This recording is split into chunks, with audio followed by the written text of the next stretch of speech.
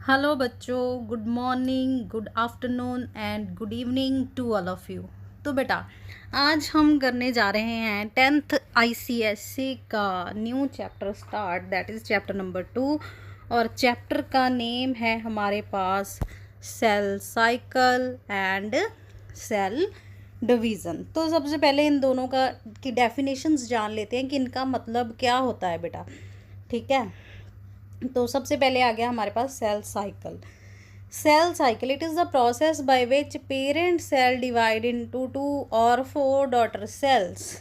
Very much simple definition कि cell division क्या है। एक ऐसा प्रोसेस है जिसमें एक सेल, यानी कि यहाँ पेरेंट सेल का मतलब है एक पुराना सेल जो डिवाइड होगा, ठीक है, और 2 या फिर 4 डॉटर सेल बनाएगा। उस प्रोसेस को हम सेल डिवीज़न बोलते हैं बेटा। सेल डिवीज़न की 2 टाइप्स होती हैं, that is mitosis and meiosis. ये क्या होती हैं ये मैं आपको आगे बताऊंगी। अब चलते हैं सेल साइकिल। अब साइकिल वर्ड से हम क्या समझते हैं कि बार बार होने वाला process. The cycle, cell cycle is a series of event. एक इवेंट की सीरीज़ है जो कहाँ होती है, सेल के अंदर होती है। और सेल के अंदर होता क्या है इस सीरीज़ में, duplication of its DNA. DNA की अमाउंट डबल होती है और subsequent division of cells to produce. और इसमें क्या होता है, सेल डिवाइड होता है ताकि नए डॉटर सेल्स बने। ठीक है, एक पुराना सेल डिवाइड हुआ, नए डॉटर सेल बने। अब ये डॉटर सेल मैच्योर हुए और इन्होंने फर्दर डिवीज़न कर दी। ये सारे साइकिल के, इस सारे पुराने से नए डॉटर सेल, नए से फिर नए डॉटर सेल बनने के प्रोसेस को हम सेल साइकिल बोलते हैं बेटा। Cell cycle further 2 part phases में डिवाइड होगा। सेल साइकिल के बेटा क्या होते हैं, 2 फेज होते हैं। ठीक है, एक है इंटरफेस, एक है एम फेज। आई होप यहाँ तक आपको क्लियर है। अब हम चलते हैं आगे। अब देखो, सेल साइकिल की ही बात करेंगे। सेल साइकिल 2 फेसेस में डिवाइड है, that is interphase and M phase. ठीक है, इंटरफेस को हम नॉन डिवाइडिंग फेस बोलते हैं। Very very much important. ठीक है, ये इम्पॉर्टेंट है। एम फेस को हम डिवाइडिंग फेस बोलते हैं। अब इंटरफेस अगर नॉन डिवाइडिंग फेस है तो इसमें होता क्या है बेटा, it is a series of changes. Interface में क्या होता है, चेंजेस आते हैं एक नए सेल में। It is a series of changes that takes place in a newly formed cell and its nucleus before it become capable of again dividing cell. अब देखो बेटा, इस फेस में होता क्या है, ध्यान से देखो आप। ठीक है, एक सेल था, उसके 2 डॉटर सेल बन गए। अब इंटरफेस में ये जो नया बना सेल है, इसके अंदर चेंजेस होंगे बेटा। क्या होंगे, चेंजेस होंगे। ठीक है, किस किस चीज़ में चेंजेस होंगे, बिल्कुल सारे सेल में चेंजेस होंगे ताकि ये कैपेबल हो सके अगेन न्यू डिवीज़न के लिए। ठीक है, एक अब इसके चेंजेस क्या क्या होंगे, इसके न्यूक्लियस के अंदर चेंजेस आएंगे, इसके साइटोप्लाज्म के अंदर चेंज आएंगे। ठीक है, ये सारे चेंजेस किस में होते हैं, इंटरफेस में होते हैं। ठीक है, इंटरफेस के बेटा फर्दर 3 फेसेस में डिवाइड है, सब faces, that is G1, S और G2। ठीक है, अब देखो एम फेस में क्या होगा। एम फेस डिवाइडिंग फेस है, इसे माइटोटिक फेस भी बोलते हैं।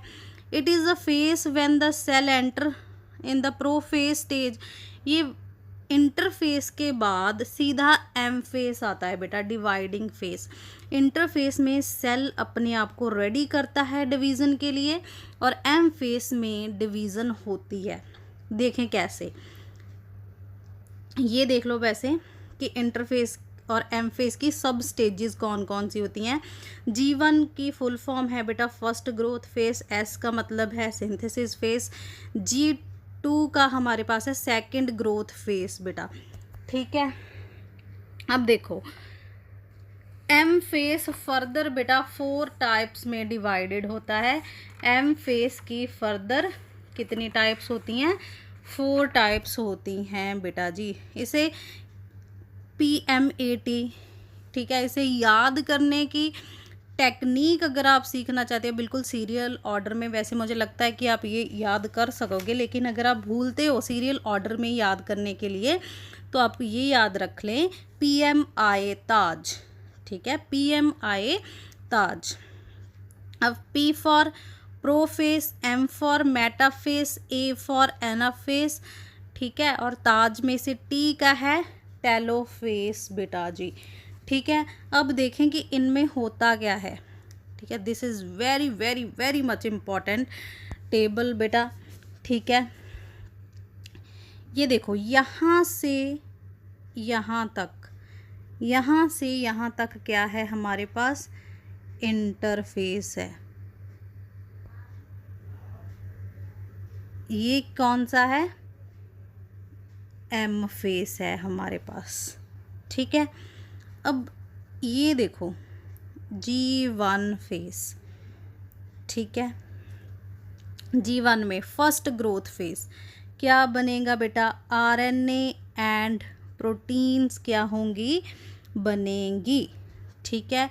जब RNA और प्रोटीन बन जाएंगी तो इसमें क्या होगा, साइटोप्लाज्म का वॉल्यूम जो है बेटा वो क्या होगा, इंक्रीज होगा, ठीक है। और इसमें क्या होगा, माइटोकॉन्ड्रिया डिवाइड करेगा अगर ये एनिमल सेल है तो, ठीक है। क्लोरोप्लास्ट डिवाइड करेगा अगर ये प्लांट सेल है तो, ठीक है। इन दोनों में एक खास बात है बेटा, ये यहीं देख लो कि इनमें अपना DNA होता है और अपने राइबोसोम्स होते हैं बेटा, ठीक है। अब देखो ये हो गया। अब यहाँ पर काफ़ी सारे सेल्स होते हैं, बहुत सारे सेल्स होते हैं, उसमें से कुछ सेल्स जो हैं वो एस फेस में एंटर कर जाते हैं और कुछ फेस बेटा बाहर आ जाते हैं, जो जिसे हम G0 फेस बोलते हैं, ठीक है। कुछ सेल जो G0 में आ गए ये अगेन डिवीज़न के लिए पार्टिसिपेट करेंगे, ठीक है, तो इसे हम रेस्टिंग फेस बोल देते हैं, ठीक है। अब चलते हैं आगे, नेक्स्ट है हमारे पास एस फेस बेटा। एस फेस में क्या होगा, और DNA बनेगा। अब और DNA का मतलब यहाँ पर रेप्लिकेशन होगी बेटा, वो आपको आगे पता चलेगा कि रेप्लिकेशन क्या होती है, ठीक है। और chromosomes duplicate but remain attach, chromosome number double हो जाएगा लेकिन ये सेंट्रोमेयर के साथ अटैच ही होंगे, ठीक है। और G2 में क्या होगा बेटा, RNA और प्रोटीन बनेंगी, यहाँ पर कुछ इम्पॉर्टेंट प्रोटीन्स बनेंगी बेटा, कुछ इम्पॉर्टेंट प्रोटीन बनती हैं जो सेल डिवीज़न के लिए बहुत ही ज़रूरी हैं। अब यहाँ पर एक सेल पूरा रेडी है, एक सेल रेडी है कि वो division M phase mitotic phase में जाए, ठीक है। अब देखो एम फेस के बारे में आपको और 2 बातें याद रखनी है कि एम फेस के बेटा 2 पार्ट्स होते हैं, 2 फेजेस होते हैं। एक होता है कैरियोकाइनेसिस, कैरियोकाइनेसिस की स्टेजेस हैं PMI ताज, ठीक है, PMI ताज, प्रोफेस, मेटाफेस, एनाफेस, टेलोफेस। इसमें होता क्या है बेटा, इसमें डिवाइड करता है न्यूक्लियस, ठीक है, क्या डिवाइड करेगा, न्यूक्लियस डिवाइड करेगा। और दूसरी स्टेज होती है साइटोकाइनेसिस, ठीक है, साइटोकाइनेसिस में पूरा सेल डिवाइड कर जाएगा, ठीक है। ये भी आपके लिए बहुत इम्पॉर्टेंट था जानना। तो अब देखो यहाँ पर लिखा हुआ है कैरियोकाइनेसिस और यहाँ पे लिखा है साइटोकाइनेसिस। ठीक है, अब PMI ताज, ठीक है, प्रोफेस, मेटाफेस, एनाफेस, टेलोफेस किसके हैं? कैरियोकाइनेसिस के। अब ये जो एक सेल यहाँ पर आया हमारे पास जिसकी डिवीज़न हो रही है, ठीक है, वो साइटोकाइनेसिस में जाकर 2 सेल्स में डिवाइड हो जाएगा। ठीक है बेटा, यहाँ ये टेबल किसके लिए ज़रूरी था? ये मैंने ये इसलिए ताकि G1S में देख लें कि क्या हो रहा है। और resting face is G0 face. Interface को कई बुक्स में बेटा रेस्टिंग फेस बोलते हैं, इंटरफेस को कई बुक्स में रेस्टिंग फेस बोलते हैं, लेकिन ये रेस्टिंग फेस नहीं है क्योंकि सबसे ज़्यादा काम तो इसी में हो रहा है। ठीक है, प्रोटीन बन रहे हैं, माइटोकॉन्ड्रिया डिवाइड कर रहा है, सब कुछ तो डबल हो रहा है। ठीक है, तो सारा काम तो इंटरफेस में ही हो रहा है, तो it is not resting face, ये कोई रेस्टिंग फेस नहीं है। ठीक है, बिल्कुल गलत बात है ये। अब चलते हैं आगे। अब मैंने बताया था कि एस फेस में DNA की क्या होगी? रेप्लिकेशन होगी। ठीक है, अब वो देखते हैं पहले कि वो क्या होता है। फॉर्मेशन ऑफ DNA और formation of new, oh my God बेटा, यहाँ पर आपको लिखना था replication of DNA। Replication of DNA को ही हम का प्रोसेस है जिसमें न्यू DNA स्टैंड्स बनते हैं। ठीक है, it is a biological process. Replication एक, यहाँ पर आप रेप्लिकेशन ही करना बेटा, अगर आप नोट्स बना रहे हो तो अच्छी बात है, वहाँ पर रेप्लिकेशन कर लो। ये एक बायोलॉजिकल प्रोसेस है इन विच DNA forms 2 identical replica. Replica का मतलब होता है कॉपीज़, जिसमें DNA अपनी नई कॉपीज़ बनाता है from the original DNA molecule. एक DNA के मॉलिक्यूल से और 2 कॉपीज़ बन जाना। ठीक है, बिल्कुल आइडेंटिकल पुराने DNA से, उसे हम रेप्लिकेशन बोलते हैं बेटा, उसे हम क्या बोलते हैं? रेप्लिकेशन। ठीक है बेटा, अब चलते हैं हम आगे। अब ये देखो जी, एक डायग्राम है, ये है हमारे पास एक पुराना DNA जिसे हम पेरेंट DNA बोलते हैं, DNA का स्टैंड होता है। ठीक है, जब ये रेप्लिकेट करेगा बेटा, देखो अभी ये क्या हो रहा है? रेप्लिकेशन का प्रोसेस हो रहा है, एक DNA से 2 स्टैंड बन रहे हैं। ठीक है, और ये अब पूरे स्टैंड बन गए हैं। ठीक है, इस पूरे प्रोसेस को हम क्या बोलते हैं? Replication of DNA। ये क्या है? डबल हेलिक्स है, मतलब पेरेंट DNA है। ठीक है, ये हमारे पास क्या है? पेरेंट DNA है। ठीक है, अब 2 स्टैंड ओपन एट, अब ये 2 स्टैंड्स जो हैं वो नए, ये एक पुराना स्टैंड 2 नए स्टैंड बना रहा है, और यहाँ पर 2 पूरे स्टैंड बन गए हैं, और ये बिल्कुल आइडेंटिकल होंगे इस DNA के जैसे। ठीक है, तो इसे हम बोलते हैं रेप्लिकेशन ऑफ DNA। ठीक है, यहाँ तक हमारा इंटरफेस कंप्लीट है। अब हम बात करते हैं सेल डिवीज़न की। सेल डिवीज़न बेटा 2 तरह की होती है, माइटोसिस एंड मायोसिस। यहाँ देखो, cell division leading to the produce diploid cell for growth and mitosis एक ऐसा प्रोसेस है जिसमें नए डिप्लॉयड सेल बनते हैं पुराने डिप्लॉयड सेल से। ठीक है, क्योंकि 2n बेटा 2n ही रह जाता है माइटोसिस में, 2n मतलब डिप्लॉयड। ठीक है, इसलिए इसे इक्वेजनल डिवीज़न बोलते हैं बेटा। ठीक है, क्या बोलते हैं इसे? इक्वेजनल डिवीज़न। दोबारा फिर सुन लो, माइटोसिस को हम इक्वेजनल डिवीज़न बोलते हैं। क्यों? क्योंकि इसमें क्रोमोसोम नंबर जो है वो सेम रह जाता है। और माइटोसिस होती क्यों है बेटा? फॉर ग्रोथ एंड डेवलपमेंट, ताकि हमारी बॉडी में प्रॉपर ग्रोथ हो सके। और ये होती है बेटा सोमैटिक सेल्स में। ठीक है, हमारी पूरी बॉडी में जितने भी सेल्स हैं वो सोमैटिक सेल्स हैं, एक्सेप्ट सेक्स सेल्स को छोड़कर, जिन्हें हम जर्म सेल्स बोलते हैं। ठीक है, और माइटोसिस के बारे में आप एक और पॉइंट नोट कर लो कि ये कैसे होती है। Mitosis occur throughout our life, जब तक हम जिंदा हैं तब तक माइटोसिस होती ही होती है। ठीक है, अब देखो meiosis, cell division leading to the production of, ये एक ऐसी सेल डिवीज़न है बेटा जिसमें कौन से सेल बनते हैं, हैप्लॉइड सेल्स बनते हैं बेटा जी। और ये किस में होती है, जर्म सेल्स में होती हैं। जर्म सेल्स मतलब सेक्स सेल्स या फिर गैमीट्स में होती है बेटा जी। अब गैमीट्स देखो, ठीक है, अब हम देखते हैं कि गैमीट्स क्या है। मेल गैमीट होते हैं और फीमेल गैमीट होते हैं। ठीक है, मेल गैमीट कौन से होते हैं, स्पर्म होते हैं बेटा, जो कहाँ से प्रोड्यूस होते हैं, टेस्टिस में होते हैं। ठीक है, फीमेल गैमीट क्या होता है, ओवा होता है, जो कहाँ किस में बनता है, ओवरीज में बनता है।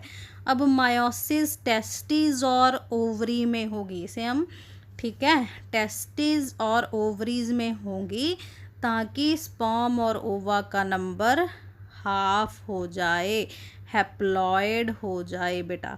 ठीक है, इसे हम क्या बोलते हैं, रिडक्शनल डिवीज़न बोलते हैं बेटा जी। क्यों, क्योंकि इसमें 2n जो है वो क्या बन जाता है, n और n, क्योंकि क्रोमोसोम नंबर रिड्यूस हो रहा है, इसीलिए माइटोसिस को रिडक्शनल डिवीज़न बोलते हैं। ठीक है बेटा, आई होप ये आपको क्लियर है। अब हम चलते हैं माइटोसिस की ओर। ठीक है, ये हमारे पास क्या है, माइटोसिस है। कहाँ से स्टार्ट होगी, इंटरफेस से स्टार्ट होगी। इंटरफेस में हमारे पास कोई ऐसा चेंजेस नहीं आते हैं, no visible change in chromosome but active इन।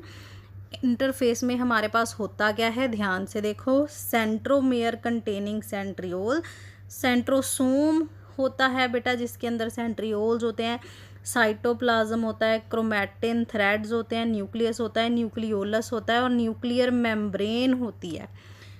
यहाँ तक हो गया हमारे पास। ये सब कुछ किस में होगा हमारे पास,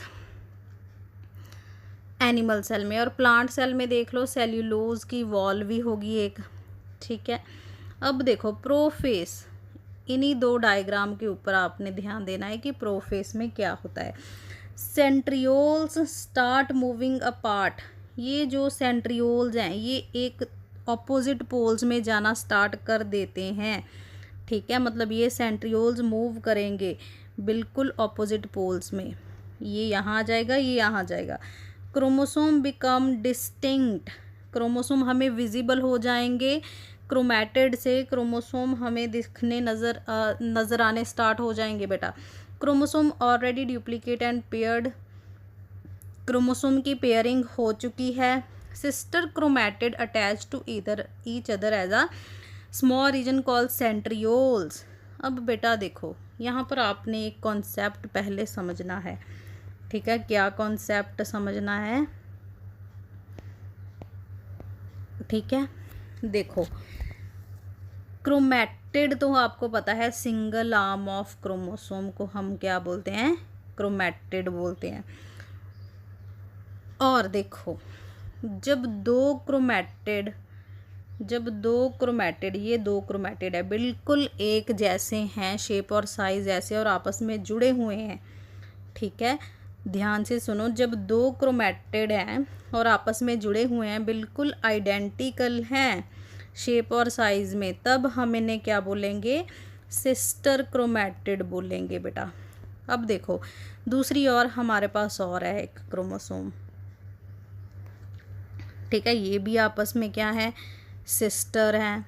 ठीक है, लेकिन जब बेटा इसकी एक आर्म ये हो जाए, एक क्रोमोसोम की और दूसरे क्रोमोसोम की आर्म आपस में ज्वाइन हो जाएं, ठीक है, देखो क्या होगा, अगर एक क्रोमोसोम, एक क्रोमैटिड एक क्रोमोसोम का और दूसरा क्रोमोसोम किसी और क्रोमैटिड किसी और क्रोमोसोम का, तो अब ये आपस में क्या है बेटा, अब ये आपस में क्या है, नॉन सिस्टर्स हैं। ठीक है, ये आपको क्लियर करना है कि सिस्टर और नॉन सिस्टर कौन सी हैं। सिस्टर एक क्रोमोसोम्स के क्रोमैटिड जो आपस में ज्वाइन है वो सिस्टर हैं, जैसे कि ये सिस्टर है, ये सिस्टर है, लेकिन जब ये और ये दो डिफरेंट क्रोमोसोम्स के क्रोमैटिड जब आपस में ज्वाइन होंगे तो ये क्या हो जाएंगे, नॉन सिस्टर होंगे। ठीक है, आई होप आपको सिस्टर और नॉन सिस्टर क्लियर है। अब देखो और क्या हुआ है यहाँ पे, spindle fibre between the daughter cells. Okay, अब डायग्राम से ही देखो बेटा, ये हमारे पास क्या है, प्रोफेस में आ गया है सेल। अब सेंट्रियोल्स एक दूसरे की ओर जा रहे हैं, दो क्रोमैटिड सिस्टर क्रोमैटिड की फॉर्म में अटैच हैं। जब सेंट्रियोल्स बेटा एक दूसरे से दूर जा रहे होंगे तो ये ऐसी रेज प्रोड्यूस करते हैं, इन्हें बोलते हैं बेटा एस्टर रेज। ठीक है, क्या बोलते हैं, एस्टर रेज बोलते हैं बेटा। तो एस्टर रेज बन रही हैं और आपस में जब दो एस्टर रेज, अब एक सेंट्रियोल इधर से एस्टर प्रोड्यूस कर रहा है, दूसरा सेंट्रियोल इधर से, ऐसे ही करके हमारे पास क्या बन जाएगा बेटा, एस्टर रेज से हमारे पास क्या बन जाएंगे, स्पिंडल फाइबर बन जाएंगे। और ये क्रोमोसोम्स जो होंगे वो इन स्पिंडल फाइबर पे अटैच हो जाएंगे बेटा। ठीक है, spindle fibre appear between the spindle fibres appear between daughter cell centrioles forming a chromatic spindle. Nuclear membrane और न्यूक्लियोलस डिसअपीयर हो जाएंगे। This is very very much important. ठीक है, अब चलते हैं मेटाफेज पे। Metaphase very very much important कि हर एक chromosome get attach to spindle fibre by its centromere. बिल्कुल स्ट्रॉन्ग अटैचमेंट हो जाएगी, स्ट्रॉन्ग अटैचमेंट हो जाएगी क्रोमोसोम्स की स्पिंडल फाइबर्स के साथ, और एक इक्वेटोरियल लाइन में आ जाएंगे। नोट देखो बेटा क्या लिखा है, प्लेन एट इक्वेटर। ठीक है, कहाँ आ जाएंगे, इक्वेटोरियल प्लेन में आ जाएंगे। Chromosomes lie along the equational plate of spindle, equatorial plate के ऊपर आ जाएंगे। This is very very much important. Question आ सकता है कि इक्वेटोरियल प्लेट में कहाँ आते हैं, किस फेस में आते हैं, तो दैट इज़ मेटाफेस। अब एनाफेस में क्या होगा, centromere attaching the two chromatid divide and split. अब जो क्रोमोसोम जहाँ पर अटैच थे ये क्रोमैटिड में डिवाइड होना स्टार्ट हो जाएंगे। मतलब एक क्रोमोसोम का क्रोमैटिड इधर जाएगा और एक इधर। देखो डायग्राम में बड़े अच्छे से दिखाया गया है ये।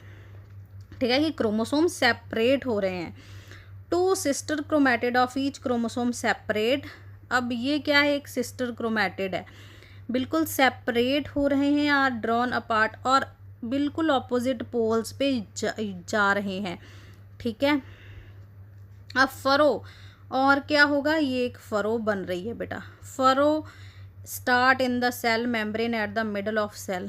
अब हमारे पास क्वेश्चन आता है कि ये सेपरेट क्यों हो रहे हैं बेटा, why separation, why chromatid separate.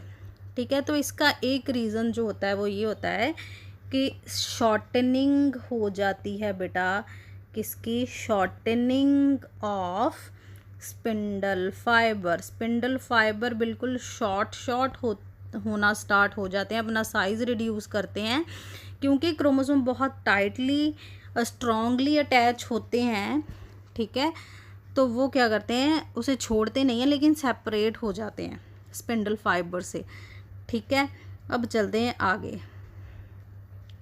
Anaphase के बाद हमारे पास आता है telophase, two sets of daughter chromosome. अब हमारे पास क्या हुआ टेलोफेस में कि दोनों कहाँ चले गए, ऑपोजिट पोल्स पे चले गए। देखो ये देखो यहाँ पर बिल्कुल ऑपोजिट पोल्स पे हो गए ना डॉटर क्रोमैटिड।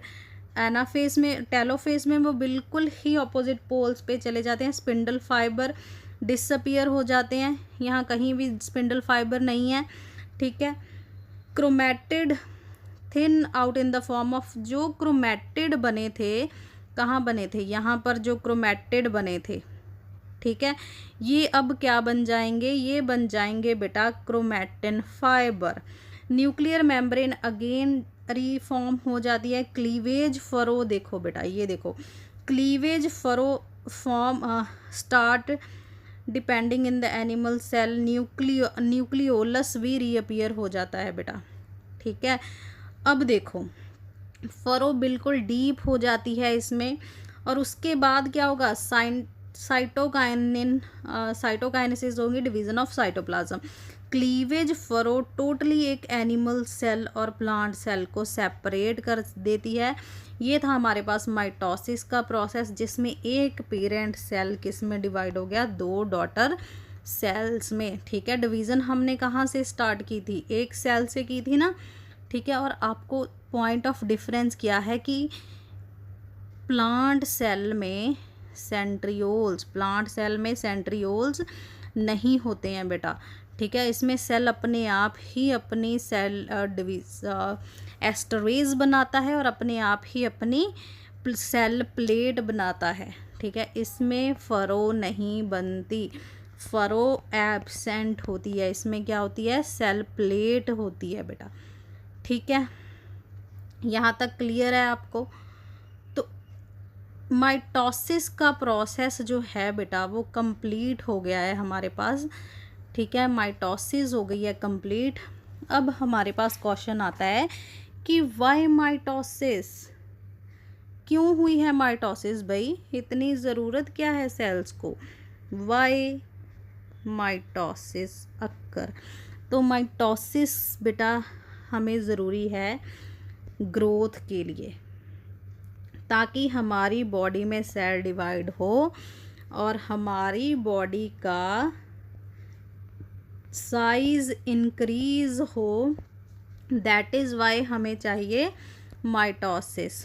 सेकंड हमारे पास पॉइंट है, दूसरे नंबर पर हमें माइटोसिस क्यों चाहिए, रिपेयरिंग के लिए बेटा, ठीक है। इससे जो न्यू सेल्स बनते हैं, ठीक है, इसमें ओल्ड सेल्स जो होते हैं वो रीन्यू हो जाते हैं, ठीक है। और हमारे पास क्या है, रिप्लेसमेंट, पुराने सेल्स की जो ओल्ड और डेड सेल होते हैं वो रिप्लेस हो जाते हैं। और last is maintain, last point है हमारे पास मेंटेन क्रोमोसोम नंबर, ताकि क्रोमोसोम नंबर मेंटेन रहे, ठीक है। इसके अलावा आप एक पॉइंट और ऐड कर सकते हो, that is a sexual reproduction के लिए, ठीक है। ये 5 पॉइंट बड़े इम्पॉर्टेंट हैं कि हमें क्यों चाहिए भाई मायोसिस हमारी बॉडी में, ताकि ये सारे काम हो सके, ग्रोथ हो सके, रिपेयरिंग हो सके, रिप्लेसमेंट हो सके पुराने सेल्स की, मेंटेन रहे हमारा क्रोमोसोम नंबर, ए सेक्चुअल रिप्रोडक्शन हो किसी ऑर्गेनिज्म में, ठीक है, लोअर ऑर्गेनिज्म में। दैट इज़ वाई हमें क्या चाहिए, माइटोसिस चाहिए बेटा। और अब बात आती है हमारे पास मायोसिस की। मायोसिस आपके सिलेबस में नहीं है, ठीक है। और आपको पता है कि क्यों हमें माइटोसिस चाहिए। तो इसमें क्या होता है बेटा, वाई मायोसिस, मायोसिस हमें क्यों चाहिए, क्योंकि क्रोमोसोम नंबर क्या होता है, हाफ हो जाता है बेटा गैमीट में। हाफ क्यों होता है वो भी बताती हूँ, ठीक है। अब देखो फादर और मदर, इनमें क्या होते हैं, डिप्लॉयड सेल होते हैं, 2n और 2n। ड्यू टू मायोसिस की वजह से जब रिप्रोडक्शन होती है, ठीक है, तो स्पर्म और ओवा प्रोड्यूस होते हैं और ये हैप्लॉयड हो जाते हैं। क्यों हैप्लॉयड होते हैं, ताकि जब न्यू डॉटर सेल्स बने वो 2n ही रहे, ठीक है। 2n से 2n फादर और मदर का बच्चा 2n ही रहे, इसके लिए ये क्या होती हैं, सेम रहता है बेटा क्रोमोसोम नंबर। तो हमें फर्स्ट पॉइंट पता चल गया कि इससे क्या होता है, क्रोमोसोम नंबर हाफ हो जाता है बेटा। अब सेकंड पॉइंट हमारे पास क्या है, इसमें क्या होंगी, mixing up of genes. Genes के मिक्स हो जाने से बेटा क्या आती हैं, वेरिएशंस आती हैं बेटा। This is very very much important. That is why some children अपने पेरेंट्स के बच्चे होते हुए भी उनसे डिफरेंट होते हैं आदतों में। सो ये क्यों होता है, जस्ट बिकॉज ऑफ मेयोसिस, ठीक है। तो अब चलते हैं आगे। नेक्स्ट क्या है, नेक्स्ट हमारे पास पॉइंट है क्रॉसिंग ओवर बेटा। क्रॉसिंग ओवर क्या होती है, जब एक क्रोमोसोम की आर्म, जब एक क्रोमोसोम की आर्म दूसरे क्रोमोसोम्स के साथ ज्वाइन हो जाती है तो इसे बोलते हैं क्रॉसिंग ओवर। और ये जो पॉइंट है यहाँ पर क्रॉसिंग ओवर हुई है, इसे बोलते हैं कियास्मा फॉर्मेशन। तो आई होप आपको ये चैप्टर क्लियर हुआ होगा। Thank you so much students.